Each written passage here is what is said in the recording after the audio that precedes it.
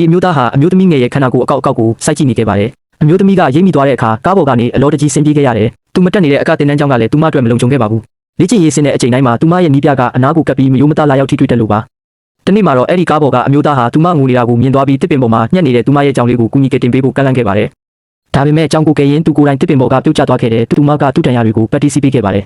သူမကသူ့အတွက်လက်ဖက်ရည်ဖြုတ်ပေးနေတော့မှလည်းသူကသူမရဲ့ခန္ဓာကိုယ်အလောက်ကိုပဲစိုက်ကြည့်နေခဲ့ပြန်တယ်သူလက်ဖက်ရည်တောက်လို့အပြီးမှာအောက်ခြေမှာအရင်မပြောသေးပဲကြံနေတဲ့တကြားခဲလေးကိုမြင်သွားတာကြောင့်နောက်ရက်မှာတော့သူမအတွက်တကြားမှုတစ်ထုပ်ဝယ်ပေးခဲ့ပါတယ်ဒီအတွက်ကျေးဇူးတင်တဲ့အနေနဲ့အမျိုးသမီးကသူ့ကိုသူမရဲ့အကဖြုတ်ပြပွဲစီဖိတ်ကြားခဲ့ပါတယ်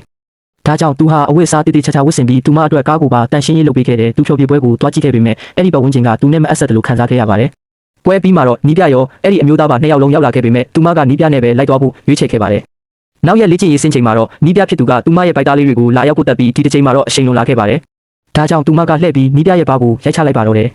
ပြီးနောက်သူမဟာထိုမျိုးသားရဲ့လက်ဝဲယုံစီကိုအပြေးလွှားသွားခဲ့ပေမဲ့လက်ဝဲကျိုးဝိုင်းထဲမှာသူထိုးနှက်ကန်ကြောက်ခံနေရတာကိုပဲမြင်တွေ့ခဲ့ရတယ်သူမမနေနိုင်တော့ပဲသူ့ထံကိုလက်ကမ်းလှမ်းလိုက်မိတဲ့အချိန်မှာတော့